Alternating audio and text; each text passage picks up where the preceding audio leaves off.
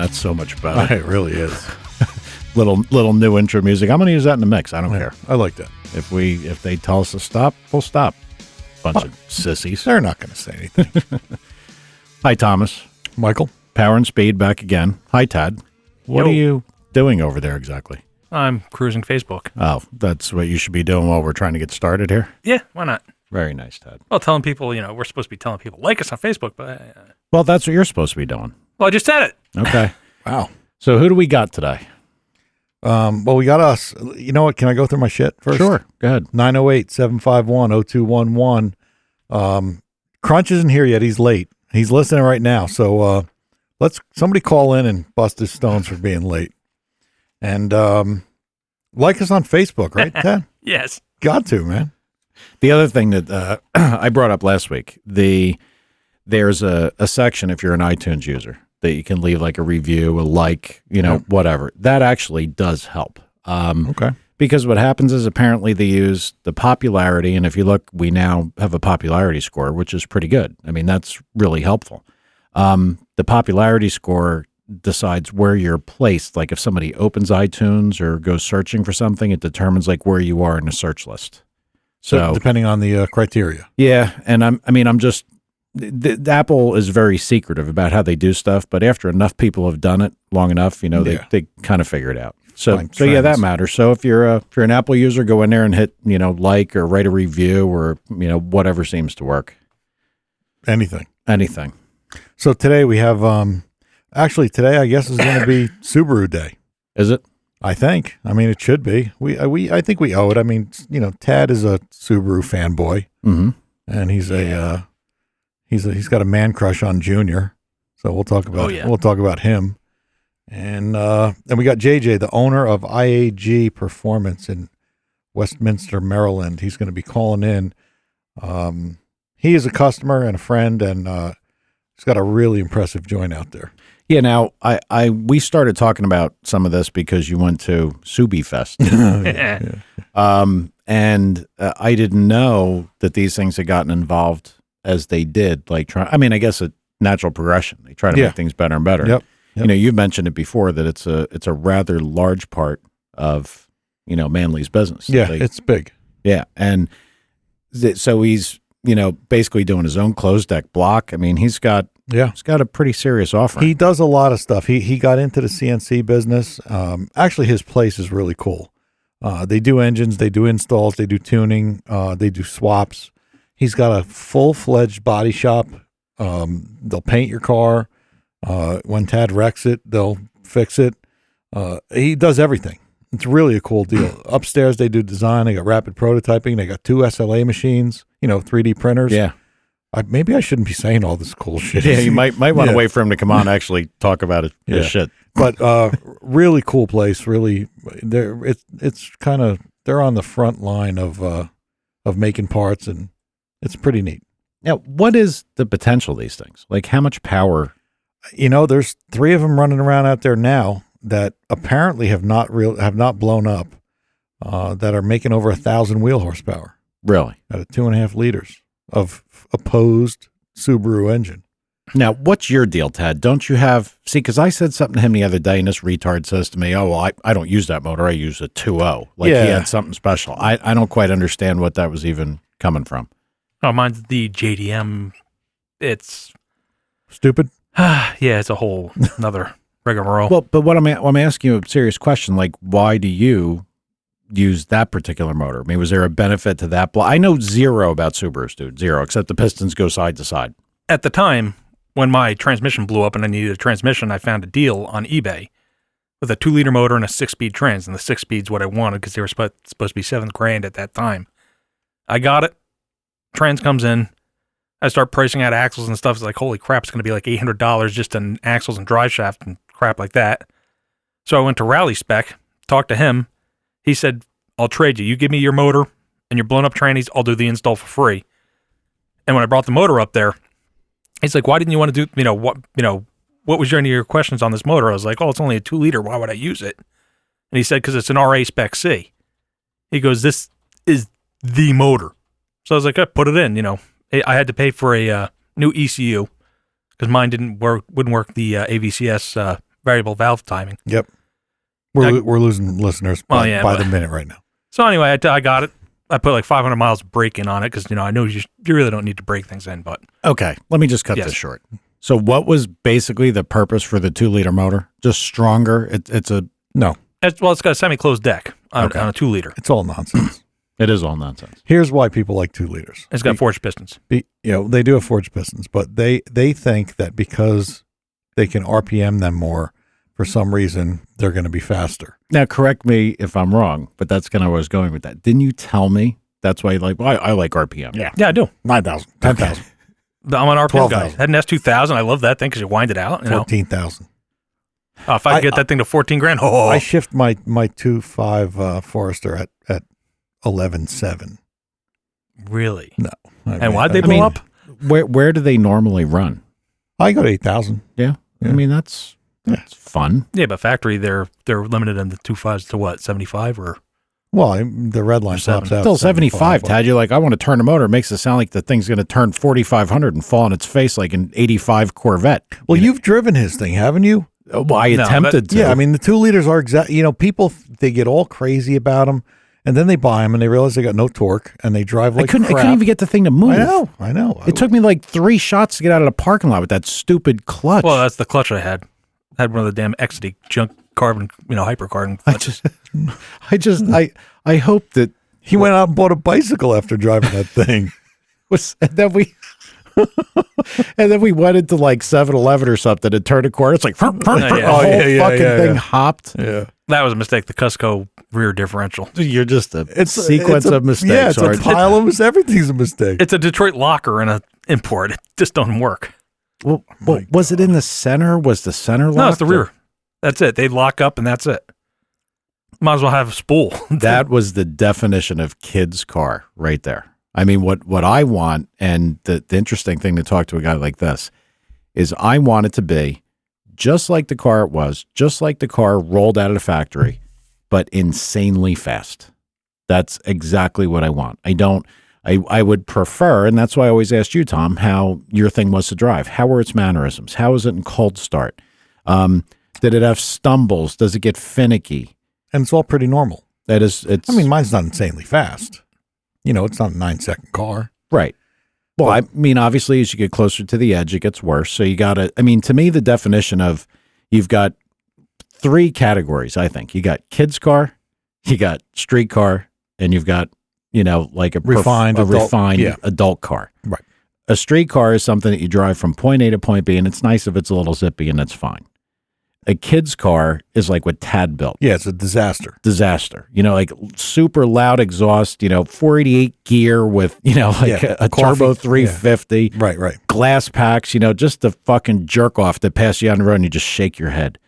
And then, wow. Yeah. You just killed him. I know. It ain't my car, but anyway. But, like the refined car, like something, and not necessarily a Corvette, a Subaru, something like, that could go well into the 10s or better. And driving around, you could drive it to the grocery store if you wanted to. Well, I could tell you, I would never call mine refined because it rattles and it drives a little bit on the hard side. Well, you got STI struts in it and stuff? Or? Yeah. So I wouldn't call it refined, but it does everything well. It starts every day. It'll go in the bottom 11s. But you see, like all that stuff you did to make it. First off, your thing's what, a Forester, right? Yeah. So doesn't that kind of look like a high, big sort of semi, I don't want to say off-road vehicle, but I mean. A little bit. Like a Durango. Yeah, they're lifted. Yeah. So, to lower the thing is kind of to stop it from looking dorky. Well, yeah, but. No offense. Yeah. But all you do is put the STI stuff on it and it's all the same. The platform is the same. Okay. For the car and the truck. Okay. So that was pretty simple. No, it's just.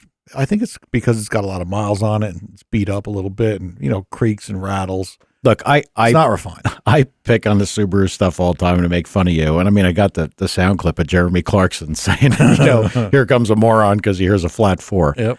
But they're neat vehicles. They are neat. Yeah. And even Tad's, as stupid as it was, and I'm sure that at some point when he gets off his ass, he has it parked in some, parking lot at a condo complex and he drives by and visits it or some shit. But when he gets it done, I'm sure it'll be okay. Yeah, I'm that sure thing it'll be spent right. a lot of time in Fork River too. So Did it? oh yeah, I don't know what that means. the sand back in the Pine Barrens. Got it. Well, I'll tell you, as far as, mine isn't refined, but you can make them to the point where they can start and drive and be pretty docile and still fly. And I think we talked about it before. There are 3 of them now, actually 4, that are trying to dip into the 8s as kind of a streetable type car. And there's a bunch of them that are close, 9 teens, 920s. Really? At low 150 miles an hour. If I could get there and have it be nice, like that's what I was trying to talk to Howard about. I want, if I was going to do work to one of my Corvettes, which is also, and Tom knows this, and Tad sort of knows it, and I think I said a little bit to Crunch, that's the direction I've decided to go for a toy. Good move. It's got to be as nice as a regular car. Yep. It's got to drive like a regular car. It's got to do everything within reason. It just got to have that feel. There's nothing that beats like the power curve and the drivability of a good stock vehicle. Yep. So if you could just take that and turn the volume from 3 to like 8, that would be perfect. Well, honestly, that's what Howard did to Hank's car. Thing went from mid 400s to 800 wheel horsepower. And Hank tells me all the time, every time I talk to him, it's like driving a regular car. Well, at this point, I know Crunch is actually here because he just said the back door is locked, so I had to pop it open for him from here. I did decide to go ahead with the 2001 Corvette. I think that's what I'm going to start messing with. Yeah, it's a good move. And I've got it. I own it. You're never going to get a boatload of money for it. No. You're never going to sell it. Trade-in value would take sales tax and the value off for another car. It's yellow. It's yellow. It's already yellow. Yep. Already, have a guy to do mini tubs and all little stuff, and I got to figure out the running gear. And it's going to be a twin turbo LSX. Should be good. Yeah, it should be good. Build something moderately big. You're going to stay all aluminum, right? Yeah. Yeah, you got to. Yeah, I'm not going to put an iron block in that thing. I don't even know how it would be if you put an iron block. Terrible. It kills the balance. And wow, Crunch is here. Crunch just walked in. What's up, man? What's going on? Traffic or just a bad day? Traffic. 78. Oh, there was traffic on 78, really? Oh, yeah. You should try taking 79. Whatever it takes. Oh, okay. Come on, man. So what were your plans? I was listening. What are we about to do? I've got Mike's buying a Subaru. no, hasn't gotten that far yet. Yeah, no. I've been thinking about what to do for a car and what to do to make a toy, and I don't have a toy. Haven't had a toy in a long time. So no Malibu? No, nope. I own. Oh, he's got that crushed look on his face. I own that Corvette. It's sitting there. It doesn't owe me anything. It's in good shape. The body's in good shape. I think that's it. And look, after Mike, we're car guys. We already talked about this. I know, but That Corvette's a car. I think it is. That's a kick But you car. have a yellow one sitting next to a yellow one. Mm-hmm. You already have a vet. I know, but I think that like from a perspective and from a technology side, I think that's what I want to do. Good thing you weren't a lawyer. 'Cause that was a terrible argument. I'm just saying. When Tom is riding around in the Camaro Yeah. with the SB2 killer, Uh-huh. riding on the street, making noise. Mm-hmm. I'm over there with the 68 making noise. Mm-hmm. You got the vet. Mm-hmm. You need the Malibu. I'm just saying. Think it over. I like Corvettes. And then when we get to the end of the road and we have to turn, I'll just wave you guys later. So see when you hit the next exit. Because there is really something to be said about driving like a jackass on the street. Yeah, no doubt. So what do you got, Crunch? Anything? How was your weekend? I did some car show stuff, but the tractor trailer tried to take Oh, me out. yeah, with that's right. I forgot It about messed that. up my dually, so now I have to go shopping for a new one. what are you driving? I have it. It's outside. What is it? Oh, your dually you The have. dually, yeah. Oh, so it's actually drivable. Yeah. Oh, yeah. so we he can go definitely look at tore it all up. You see when we end the show. Yeah. He messed it all up, but I told him if once they let it go, they were asking me if I needed a wrecker. I thought I did. Wait, look. When they let the tractor trailer back up off me after he dragged me a few feet, I said, I'm driving that home. Well, looking at the pictures, it looked like it was like kind of wrecked. Like the whole thing, like the frame might have been twisted. Yeah, it was like a tire was off a rim. Yeah. Yeah. Well, I pumped the tire back up. Oh, so the tire was off the rim. Yeah. Damn. I pumped the tire up and hit the road. Came home. Crazy. I love that truck, bro. I'm Chevy man. I know. Chevy man. So All right. all you Ford folks, they circled the problem. Yeah. All right. Well, we've got Tom. You want to introduce him? Yes, JJ from IAG Performance in Maryland. Yeah, are you with us, man? I am. How you doing? I'm doing good. How are you? I can't complain. Good. We were just, I don't know if how long you were listening, but I was just telling these guys how impressive your place is and what you've been doing. And Mike here he's curious how drivable all the low 9-second Subarus are. And I don't even know if you know the answer to that. I do. I've actually driven both of the cars that have gone that we sponsor that have our long blocks in them on the street. Neither for an extended period of time, but one is a little more drivable than the other. But to be perfectly honest with you, they can be very drivable. Not much different than a drivable 9-second, Corvette or Camaro or Mustang. That's kind of what I figured.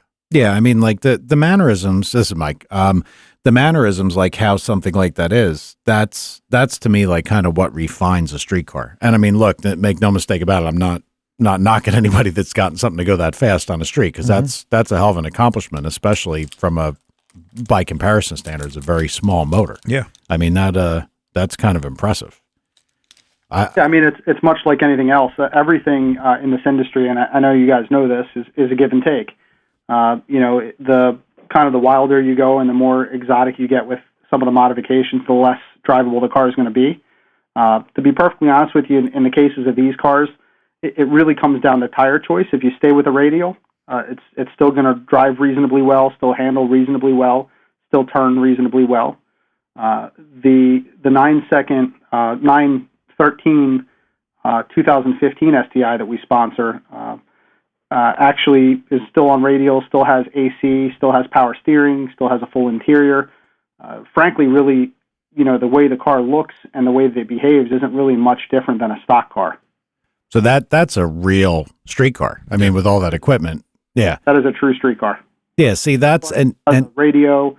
In fact, there haven't been any of the comfort features haven't been removed from the car at all. Right. And you see, to me, that's what I was talking about when I was talking about like a real nice street car. Yeah. Refines, like if you have a Subaru that has the nice radio and the Bluetooth and all the other crap, everything's there. Yep. And it's just it's what I said before. You increase, you like the car, so you just took everything where it is and turned it way up. That's the idea to me. Yep. Now, how much in these particular Subarus? Because I don't really know a whole lot about them. I mean, I've been waiting for Tom to bring his up here, and now he's got it back, and he's busy driving his Durango around. How much platform change do you have to do, like in driveline and everything? Maybe not for 9-second cars, but how much attention do they need to be reliable?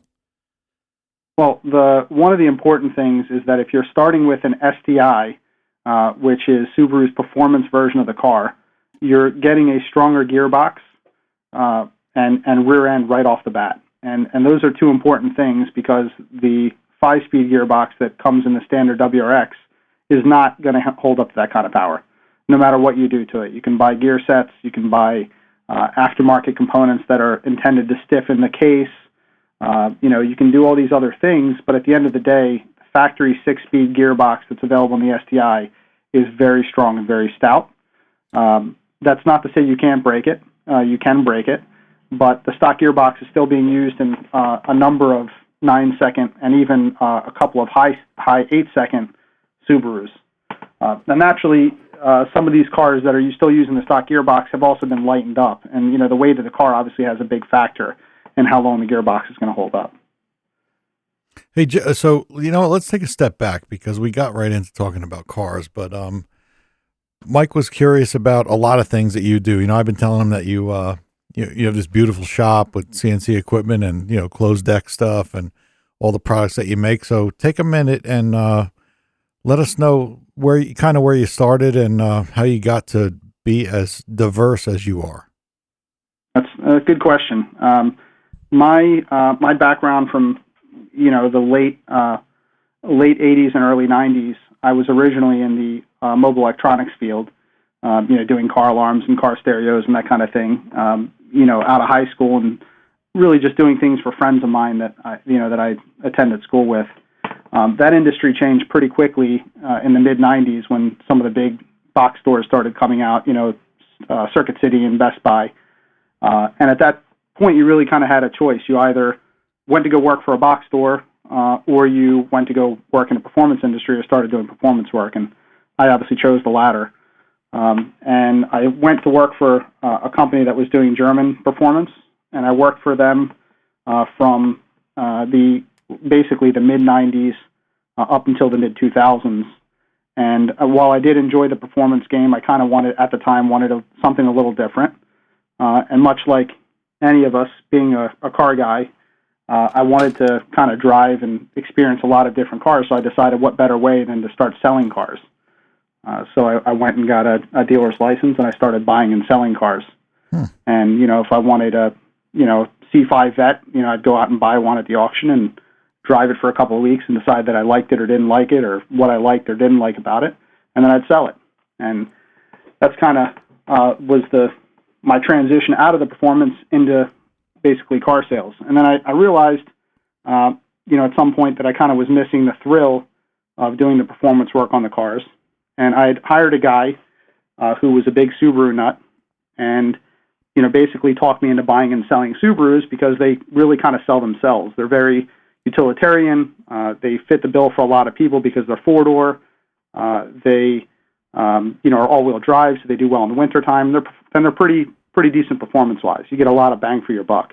True. And so we started buying and selling Subarus, and with that started coming customers who wanted to, enhance them and do aftermarket stuff. And so we started doing that about 2007. Wow. Since 2007, a lot of the things that drive this industry are being able to kind of control quality and being able to control lead times. Those are the two things that if you don't do stuff in-house, you just can't control it. And those are the things that tend to kind of limit you or limit your growth in the industry. And that's kind of how we started manufacturing parts. Is we started basically having to do things on our own and in-house so that we could get things done in the time that we wanted to get them done and make sure that they were up to quality or up to par for what we wanted. And that's kind of how we started basically manufacturing, buying CNC equipment, buying 3D printers, hiring an engineer, eventually a second engineer, and now we actually do all of our own automotive machining in-house as well. So part of this was necessity, quality control. You wanted things done right, and I can completely understand that. Boy, can I understand that. Jeez. Yep. And also lead times. It used to be that, the industry standard was you would send something to the machine shop, and then you'd wait 3-4 months until the machine shop got around it and, got around to working on it. And then once they worked on it, you'd obviously get your motor back and you'd be able to start then kind of building it. For us as a shop, it's not really reasonable when we have, for argument's sake, 40 or 50 cars here waiting for engines to wait for a machine shop for 3 or 4 months to hone a block, which is a really simple process that really should take no longer than about 2 or 3 hours. Right. See, the problem with all that stuff is with the automotive machining, you have to really be able to justify the expenditure. You know what I mean? If you're doing enough work and that hone is holding up an expensive, let's say overall build, sure, it's important. You gotta, I understand it. But I mean, a lot of people, I would much rather have had everything done in the house personally when I did this. But, you end up relying on good people. But I can understand from the quality perspective why you would go that route. Anybody that's detail and I want to say perfection orientated would understand that. Absolutely. Well, yeah, so it helps that we work on one brand car, and effectively only a couple of iterations of the block itself. And some of these, like anything, there are idiosyncrasies with certain blocks or certain engines that that you learn and certain tooling that you may make or machining process that you may choose to do that makes sense for you to do it in house. When you're subbing it out to a machine shop, they're going to just get the job done. They're not necessarily going to kind of be paying attention to some of those details. Yeah, and especially if it's a job like you said, like a very custom specific process to handle a very specific problem.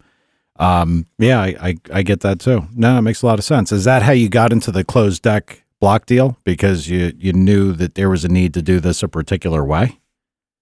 Yes, yeah. So we're not the first in the closed deck block game. There are companies that have been doing it for years and have had really, really good success with it. We, much like anything else we do, if we feel if we can't do it better, we won't do it. And the current offerings are very good options and very good offerings, and they've had good success with it. We have kind of,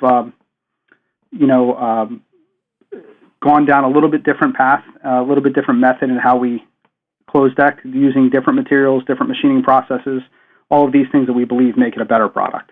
Gotcha. Yeah, he really thought it out when he did it. He was explaining it to me a couple of weeks ago, and there's a lot of thought in it. And on the Subaru stuff, that becomes a necessity when you're going to make the big power. Like it's one of those things that has to be done. Big boost, yeah. Yeah. Yep. Yeah, you really have kind of two options. Well, really essentially two options when you want to really make the power in the Subarus. You either go to a closed deck block, whether it's one that comes from the factory that way, which was offered back in the 90s, but a small displacement engine, or you close deck it like we do, or the third option is doing a ductile iron sleeve, much like what you would do in a domestic application. Actually machining out the existing sleeves and dropping in a more rigid iron sleeve. Now, when you do that sleeving process in a Subaru, that still has to be either a closed or a semi-closed deck for support. I mean, can you actually drop a sleeve in and not have it really supported? See, I understand how these motors work. I get it, but I'm just, you look at the things, and I always tend to look at things and see the weak points, which it sounds like what you kind of have to do with these things. So when you sleeve them, do you end up putting it in a solid deck block too? That's something that we're actually working on. We haven't done it yet, and the reason is because the current offerings of sleeves right now completely eliminates not only the existing stock sleeve, but doesn't even leave a flange at the top right now. In order to do the closed deck process, you kind of have to have a flange there to be able to machine for the insert to be able to set a shelf essentially for the insert to set against. Right. We are working with a sleeve manufacturer right now. We have our machinist actually used to have very close ties to a sleeve manufacturer, and we're working with them on doing a custom sleeve so we will be able to close deck it. But you do bring up a very good point, and that's that when you drop in these aftermarket sleeves, while the sleeve is very strong, it is still kind of sitting there floating, only being held in by a couple of supports, and you still have kind of that open deck. And the thing that these cars are prone for, or problems that a lot of the problems that we see with these cars are blown head gaskets, and that happens because you're not supporting that, the top of that top of the sleeve. Yeah, so the sleeve moves around. You really aren't fixing that by installing a iron sleeve. You still kind of have an iron sleeve there that can move around. The closed deck process. One of the reasons why we believe that it's a good, reliable option, especially for even street cars, is that you're not touching the factory sleeve. You're leaving it there, but you're supporting that sleeve so it doesn't move around. And you don't tend to have head gasket failures, and you don't have the sleeves crack, in the weak areas that are there normally when it's a semi-open deck. Yep. So, beyond the closed deck stuff, you also make a lot of, you started out making like oil caps and stuff like that, but then you moved on to your air oil separator, which is also a very impressive piece. You want to talk about that for a minute? Sure. I mean, it's, much like the closed deck, again, there are other offerings that are out there that have had decent success over the years. The reason that we initially looked at making an air oil separator was because the offerings that were out there, you just couldn't get it. You would call to a supplier that makes, something and say, hey, I need 5 of this part. And they'd say, oh, well, we can't get it, for another 2 or 3 weeks or 4 weeks. And, there's that kind of old adage in this industry, it's like a nickel holding up a dollar. Yep. We have, for argument's sake, you might have a $10,000 bill that's waiting on a $350 air oil separator, and you can't deliver the car because you can't get the part. Crazy. And that's one of the reasons why we decided to make that part. Having the CNC equipment in house, the means to do it, and again, knowing that we could bring something that was better to the table. That's kind of why we decided to take on that project, and we're now on our second version of that part. We've been selling it for about a year and a half now. I got to interject here. Again, know so little about Subarus. Air oil separator, good idea, necessary? Is there? Well, there's breathing issues with the motor. Oh, actually, with a lot of stuff that is has any kind of boost, supercharged, turbocharged. So you get oil in the intake tract. Actually, the Subaru recircs it anyway, right? And you just reroute that.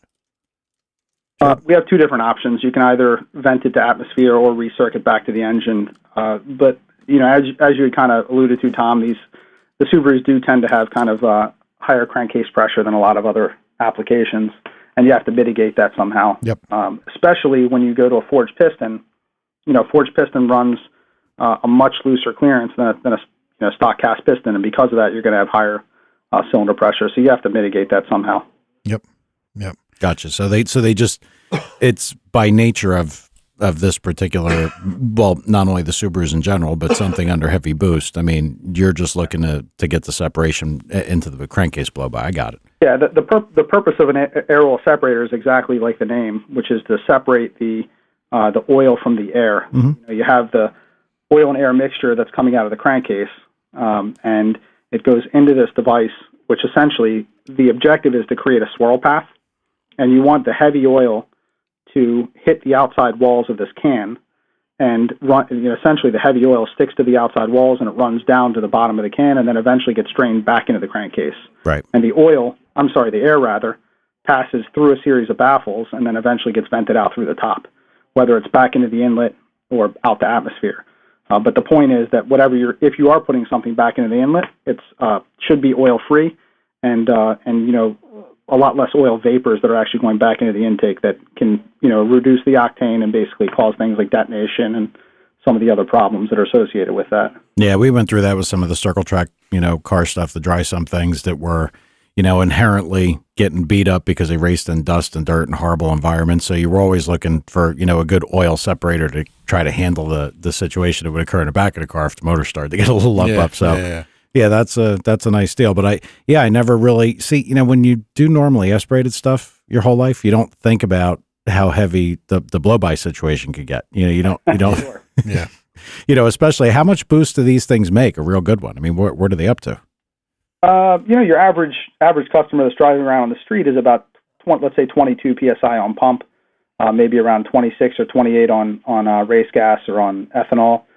Some of these drag applications that these cars that are making 1,000 wheel and plus, we've run as high as about 58 psi. Wow. Okay. Well, how much are you used to run on nitrous peaks? Tad, introduce yourself. This is Tad, who I'm is our Tad, he is our resident Subaru fanboy. Just so you know, fanboy. Okay. and he's also got a bad man crush on Junior. Oh, Junior's huge. the man. We hear about Junior every single day. Junior did this, and he got a car to go this fast, and that's why I was pretty pleased to tell him. I said, Tad, you might want to talk to who we got on the phone today.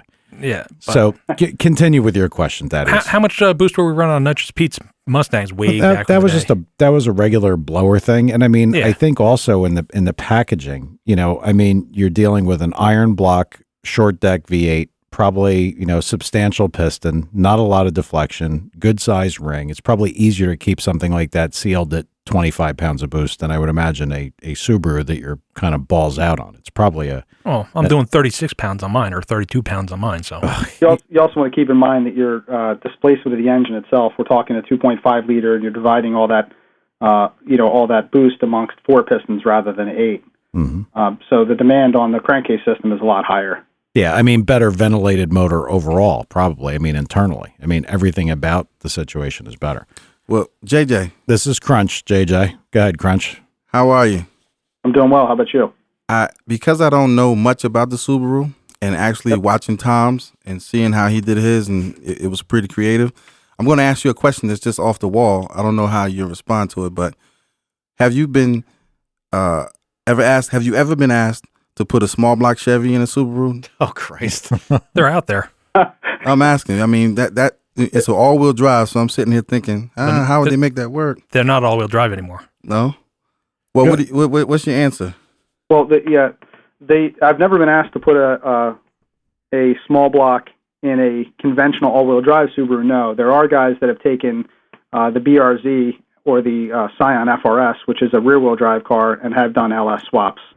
Whether it's LS3 or LS6 or LS7, I've seen a couple of different versions of that. Oh Jesus, that's looking to get killed. What? That's wow. See, now I'm getting excited. But now wait a second. Let's take a step backwards here. That, and I'm not knocking the Subaru guys because Tom and Tad are both giving me the evil eye here because they can see I'm going somewhere with this.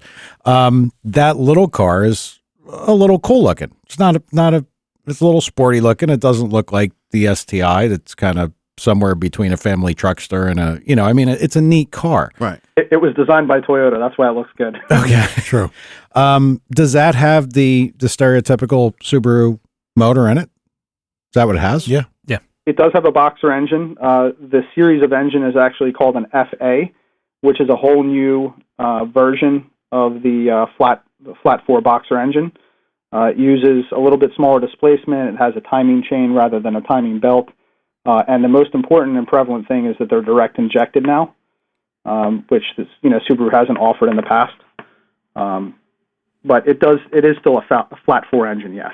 So could you put like the good motor transfer into that platform, or are there structural changes? Guys that have done that swap as well. There are guys that have put 2Js in the FRSs and the BZs. I mean, it's a pretty popular car to swap actually, because the original platform, the original engine, is a normally aspirated 200 horsepower 2-liter, and I actually own one for about 3 years, and I've got to be honest, it's very very boring car to drive. I mean, it's just terrible. But it was a platform for parts. You needed it to test stuff on, right? Correct. Yeah. Well, it's good to hear that people are doing stuff to them still. I thought that thing was going to die on the vine, actually, because I never thought it was that cool looking. I thought it was kind of neat looking. Like, used to see it, and they said it's like kind of a true sports car and everything. It was just, I don't know. Better than a Miata. Yeah, better than a Miata. That just never went anywhere. True. So what do you got going on next, man? What's your next big thing?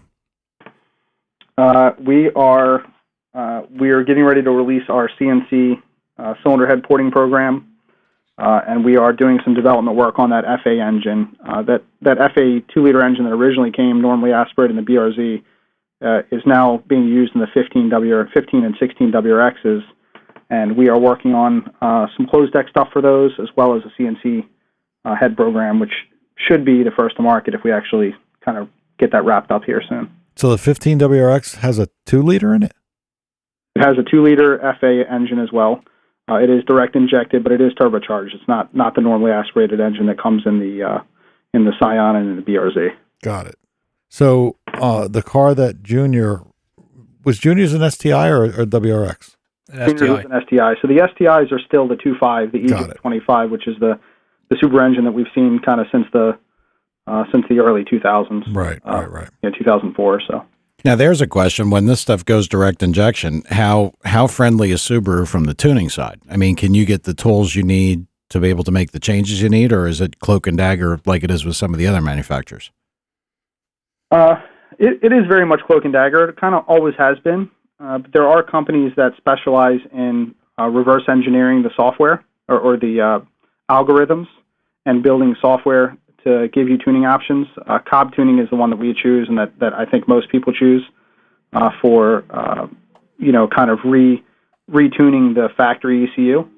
They're an outfit out of Texas that basically makes a handheld controller that plugs into your diagnostic port and kind of allows you to either flash predetermined or pre-done maps based on certain modifications, or you can go to a professional tuner and have the car tuned, with that device. And they are already tuning those 15 and 16 WRXs, and there are guys that have had good success with that. All right, so they've already gotten to do some of the work at the direct injection. Yes. Yeah. How's the automatic transmission in those things? I've only driven them. We haven't tuned any. It is a CVT. Right. which is basically a single gear or single speed. It's a fucking Polaris. Yeah. Right, it's a belt system. Yep. Basically, yeah. All right, so I'll take that as it sucks. You can keep that. Yeah, it's a very odd car to drive. You kind of drive it down the street thinking that the clutch is slipping all the time. Yeah, exactly. My brother, we talked about that the other day because because at the, I guess Tom went to the sand show. I don't know if you went to that too. But the side by side, the little side by sides, they're fun. They're a lot of fun if you got room to use it. My brother has one. It's a Polaris 800, and it has that snowmobile type clutch. And it's if you're a guy that's driven cars and driven cars hard, that just goes against everything in your head. It just doesn't work. I could never drive something like that in the street. Hell no. More. Ugh. I know. So, when's somebody gonna put an 8-second pass down, man? Well, let's hope soon. Yeah. We have our engines in a few different cars, about 4 different cars right now. That at least 3 of the 4 have dynoed over 1,000 wheel, and the 4th we suspect makes over 1,000 wheel, but we're not 100% sure. And I'm sure one of these guys are going to hit an 8 very shortly. Like anything, it's about just kind of finding the weak link and kind of getting some seat time. With the season kind of coming to a close, we really hope that it happens in the next couple of weeks. Well, English Town's having the Subaru WRX soon, next month? Yeah, we'll all go to that. Yeah, I'd actually like to go to that and see what those things are like. What I got to ask, I know that we're gonna get cut this down, but I got to ask one thing on like Tad, and maybe this is something with you that you like these opposed motors and stuff because you were always a Volkswagen Yeah. guy. These things are completely different for people that don't know. The block and the cylinders are in halves. So like a Volkswagen, the jugs come off. You don't have that. How far can you go? Do we know where the bottom ends are? That this is just not any longer going to work? I mean, was there anything that occurred in the short block side of it because of the inherent problem of trying to push the two halves, for lack of a better term, apart? That's a great question. We do things to try to combat that, and part of that is either pitting the mains, which is a process that's very similar in the domestic applications. But instead of pinning the caps to the block, you're actually just pinning the two halves together. And we use better hardware, ARP case bolts, to try to kind of keep those mains from blowing out. That being said, the reality is when you're making 1,000 wheel, you're going to open up some of those bearing clearances. There really isn't much you can do short of doing a billet block. Yeah. And I'm not even sure whether the billet block would really solve that issue, and that's kind of still to be determined. Yeah, I imagine that's a really hard issue because if you're going to build a billet block, if it's kind of a clamping for, I mean, look, you're going to get to the point where the case deflects, but you still have to physically bolt it together because these are the things that, correct me if I'm wrong here, but isn't there like an access plug that you put the wrist pin in? Yeah. Yeah, that's actually how the motor's assembled. Yep. Yeah, Correct. I remember hearing that and I was like, there's what? Well, it's a really tight envelope too. So I don't even know, I was in the block building, manufacturing business for a while, and I don't even know if you can make a billet block much better just from the physical size that you don't have with this thing. Right. There's nowhere to put material. Really. You can't add bulk to it. No, you really can't. So, well, I am fresh out of Subaru questions because, Tad educated me pretty well before we went on the air. I've actually got a million of them because I just don't know enough about them, but we'll save them for next time because I'll talk to this guy for hours trying to learn about. I got one more thing, and you guys wouldn't even understand that. But did you sell a dog box or no? Ooh, what? I did. You did? Okay. I did. Yeah, it's actually was delivered today. Okay, that's interesting. Hopefully that actually helps. Helps the cause in that application. Yeah. Particular customer's car to go 8s. We'll see. Yep, I'll explain it to you guys later. Okay. Not street friendly. Shut up. See, here's the problem. Here's why we pick on Tad a little bit, because I remember when this retard first got a Subaru, he was doing work to it. He's like, oh, you got to go for a ride, He brings this thing down here. He's got, what was that stupid clutch you had in there, Tad? Like an XD Hyper carbon clutch that had a 13-pound flywheel. So the thing's like... The Hyper single? Yeah. No, it's a triple. Oh, okay. And it just, if you don't have RPM, it's boom, it just stops. I've driven stick shifts all my life. And it doesn't matter if it was, a pickup, a truck, or a Whatever. good street car. You could drive it. It took me like 4 or 5 shots to get that piece of shit to move. And then we finally got on the highway. And then we went to 7-Eleven and went to turn the corner, like to pull into the parking space. And the thing it hopped like a 4-wheel drive truck in 4-wheel drive on dry pavement with 44-inch tires on it. Hopped all over the parking lot. That was a mistake. I was trying to get you seem to be loaded with them, don't you? I was trying to get a different rear differential, and they were sold out. So I got a Cusco, and it's a Detroit locker. So as soon as you put power on, the rear end locks up. That's why I had so many questions about how these things would be when you really got into them. What happened with the driveline? How good can they be and still maintain like a nice stock, I'm obviously stock appearing and feeling is a relative term, but I mean, you just like it to be nice enough that you can drive the thing and not get annoyed. That's why I'm anxious to go for a ride in Tom's when he finally brings it up here instead of his small break Dodge. Next week.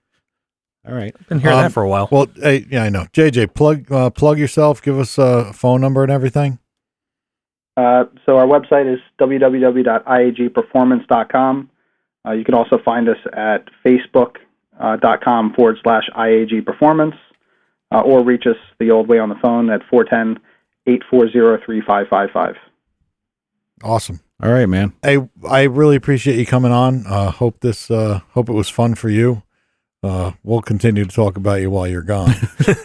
But no, thanks. Honestly, you answered kind of a lot of the little questions I had about these things, like where the problem areas are.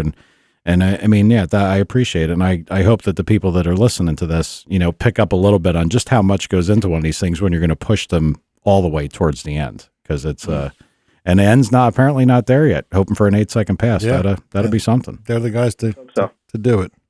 All right. Well, thanks for calling. We appreciate it. I appreciate it. Thanks. Thank you. See ya. All right, man. See ya. Thanks. Bye. Those things are pretty involved. Yeah, they are. They are. It's a crazy little package, and he spent a lot of time and a lot of his career figuring it out. He's a wealth of knowledge with those things. He's actually figured some stuff out for us too. Really? Yeah, we've hired him to not hired him, but collaborated with him.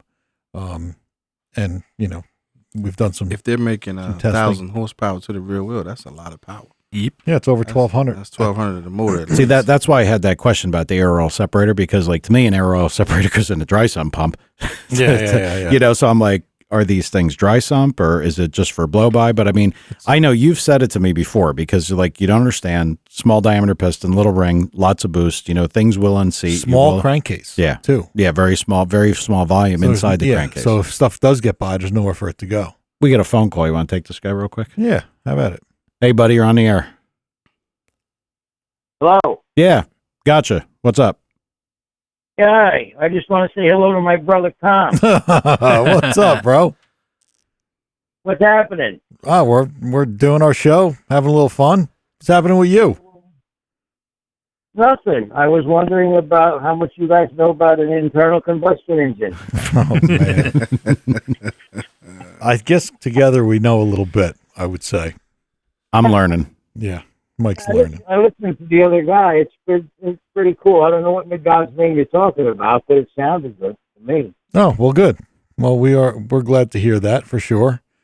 How does this work? When I call up, there's something lights up on a board because I was able to hear everything.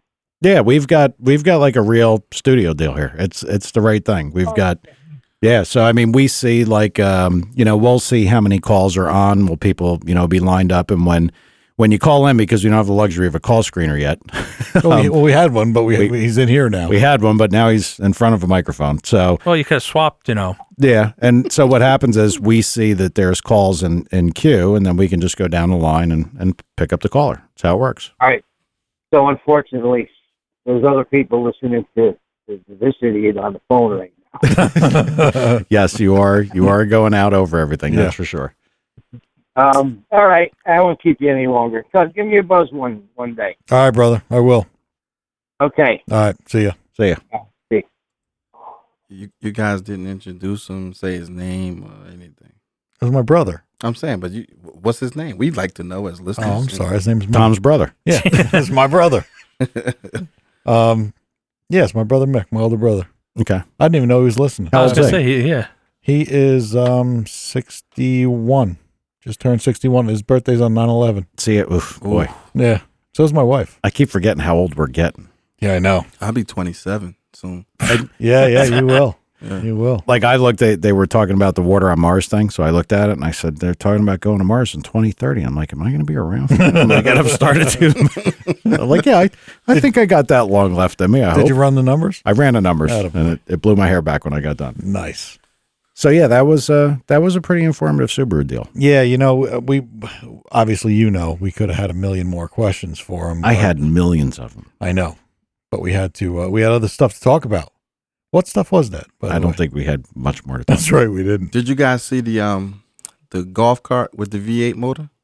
Yeah. You see that? I didn't see that. That was on Facebook. Oh man, Uh, man, oh, man. Didn't do much. The guy just spun him in a parking lot. That's By the like- way, sorry, we'll get to that, back to that in 1 second. But we go back to my brother. Mhm. I don't know if he's still listening, but we got to look at his Facebook feed one day Okay. because you can't imagine the shit he says on Facebook about politics. Oh, really? Out of control. Like totally out of control, crazy, funny shit. He's got no filter at all. He's No filter. He's actually worse than you. I'm pretty good. I mean, I don't mean speaking. I mean, Okay. Is he for Trump writing. or against Trump? That's all I want to know. I think he likes Trump. Everybody does, man. You're the only one that does. You know, if Trump becomes president, the car They're gonna guys bring are back going to slavery. look crazy at him, and we don't even have a first lady if he comes in. He'll be by himself. Is he not married? Yeah, he's married. He's married to that because he got rid of the one bitch. She's 14. And he got rid of the 16. one. She's 16, What? 17. Come on. She's hot. She'll be the hottest first lady ever. Yeah, the daughter's all right. The daughters. You see, now if he's listening to this, now he's not going to come on. And Does we he have were a working car? on scheduling him Does for he next have week. a car to go with the hairpiece? He's got fucking got a car? planes and I'm helicopters. just saying, what kind of hot rod I got does that fool all right. have? I'm going to take That's what we your want. side at this point because I got the feeling I have never seen Donald Trump even drive. He might not know how to drive. He might not know how. He might just get out of a car. Now that You're does. a billionaire. You got a nothing. freaking chauffeur. He You know? Listen, any of us in this room, if we were billionaires, we'd be driving every fucking thing we could Coolest buy. shit ever. Absolutely, Would we? I would. I would. You wouldn't be chauffeured around No, hell no. Well, maybe once in a while. once in a while? Well, if I go to New York or something like that, chauffeur, because I ain't dealing with that traffic. Yeah, exactly. Yeah. But I mean, for day to day, No, wherever not you're day to going, day. like if No. you're going to go to Sonic and get a Diet Coke, I'm taking a fucking Veyron. Dude, I'm not yeah, even thinking exactly. about it. Buy yourself a Sonic already. You're It's, gonna you take know. $1 million car all the way to Sonic. He just would. to get the Diet But soda. he would. I just have to research their cup holder options to make sure that it's okay. Yeah, he would order a Veyron with a custom Route It 44 has to cup be a holder. dual. Yeah. You get one of those clips that goes in the window frame on the side. Yeah. Well, nothing beats John Travolta's living room where he docks his plane right at the living room. That's where, isn't that? Yeah, where the half mile Where race the was. half mile Yeah, race I was was. at. Well, that nothing beats that. I walked down, me and my son and my nephew walked down to his house. He had a 707 and his Gulfstream, parked in his front yard, like you're saying. Right. And we got within like 100 feet and then the cops rolled up. No. Like, what are you guys doing? We're like, we're at the race over there. We just figured we walk over here. He goes, you can't just walk over here. Sorry. Wow. Figure you're going to ding dong ditch or something, Yeah, you know? I know. I was going to get my kid and my nephew arrested. Like, but the cop was cool. It was all right. Oh, okay. Well, we'll get some links up for JJ and Yeah. on the page and everything. Yeah, actually, we'll advertise it on Naziok and some of the other Subaru pages. That's going to be your job. What? Tad. You're the Slash Subaru maven. I am? I haven't driven one in years. Yeah, but it's like it's all you do. You know all about this, and you talk about Junior constantly, and I'm sure Junior's Junior will different. come on at I some want to point. see one with an LS1 in it with nitrous. They're out there. They're See, but failures, that kind of takes away from the Yeah. whole thing. I understand what these guys are trying to do, and I mean, look, it is. They're not light, are they? How many cylinders? No. They're 4-cylinder. 4 cylinders with 3250. Yeah, but do you understand? They're a 34. horizontally opposed motor, like Right. a Volkswagen. turbos. Right. So for these things to make 1,000 horsepower, That's a big challenge. yeah, and like the thing that I just remembered from Tad's was like the driveline stuff. Like Yep. that was a problem to make it stay together. Not if you have the STI. When I swapped my Forester, I bought a wrecked STI, Mhm. and there are guys that go well in the high nines, without changing anything. with a regular stick trans. Stick trans, yeah. Put a good clutch in it, and you're done. Hey, since this is kind of the Subaru show, I need to shout out to one guy in case he listens. Well, whether he listens or not. Show. My original test bed, this Jeff Chang from California, he ran this past weekend, and he's got a streetable car. It's a silver 05 STI. He went 930 at 152 miles an hour or something like that. And let me just so Crunch, we could tweak his interest a little bit here. How do these things look? Do they look like your car? Yeah, it looks like stock. just sitting there. Yeah. Yep. Well, the front Listen, mount. But well, do you imagine how much fucking up would go on down in Newark if you had this a few years ago? I walked up on one Yeah. with tinted windows, and he actually opened the door. These things are light. They're gutted out. No, Jeff's isn't. It's 3250. 3250 for that little car? Yeah. They're not. I was going to say light. that's why. as heavy as a Camaro, 68 Camaro. Well, they're as big as a Camaro too. They're not that small. They're 4-door. But listen, I got to continue on Jeff because this guy, he does all his work himself. He hones blocks in his garage. He does his own porting. He puts his own shit together. He sends oil out for testing. He literally built every part of this car, and it's pretty impressive what he's done and how fast he's gone. So just a shout out to him. He's a hardworking, very cool guy. How many of these people that we're talking about here are going to be at the Subaru Englishtown thing? Well, Jeff went because he's from California. Yeah, but the other three will. Okay, I'm sure.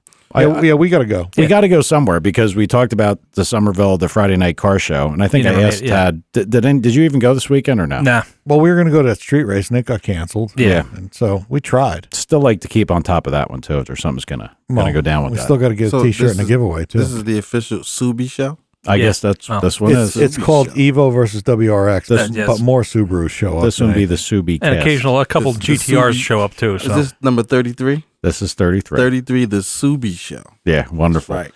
4-cylinder. My God. Now 1,000 horsepower to the rear wheels. We've got some people that listen online, and the guy Joe, who's been listening forever, he wanted to check out what went down in Georgia. There was apparently an accident. Guy's name is Lyle Barnett. I don't know the guy. I don't know much about it. There's apparently a video which we really can't listen to on the show because it's not going to come across. But apparently the guy, was involved in a crash, and he's in the Augusta burn unit. So, definitely. I'm going to send prayers out, but that's kind of like a Debbie Downer. Yeah, well, look, it's kind of nice. Like Joe listens and he says he wants to send a shout out. So I guess, it might be people he knows or he just Is he a Subi guy? I don't know. I don't know anything about it. Probably not. He just sent it, and I didn't want to leave him hanging because it's nice that we have listeners that are bringing stuff up. So you might want to look at the accident at some point and see what happened. Maybe we'll talk about it next week. Yep. Hey, I want to also talk about Florida 2Ks coming up. It's it's kind of an import meet in Florida. I think this is the third one where pretty much the fastest cars from the south are going to be there. There was a handful of, low 8-second GTRs there last year, and all the fast supers from Real Street will be there.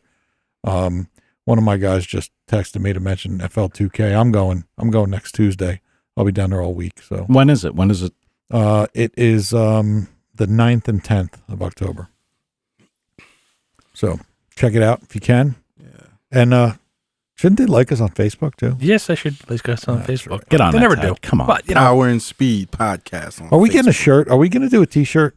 Look, I'm not. I always look at him when I do. Now, Lord knows, far be it for me to be a dick. Far be it never. Me never. True. But I kind of have my hands full here with enough stuff. Can one of you clowns either listening or the clowns internally come up? Now we have 26-inch shoes and red lipstick. Now I thought Tad was supposed to do that. Well, isn't he the artistic guy? Don't you have a clown picture? No, I'm autistic. There's a difference. Oh, that was it. Somebody come up with some kind of logo or something from us so we can get started. Did you guys see that helmet with the turbo on? Yeah, we did. That guy does some nice artwork. We could steal that one. Maybe we should talk to him. We should talk to him. All right, well, we'll be back next week. 908-751-0211 is the phone number. And like us on Facebook, like us on iTunes, and we'll see you all next week. Later. Yep.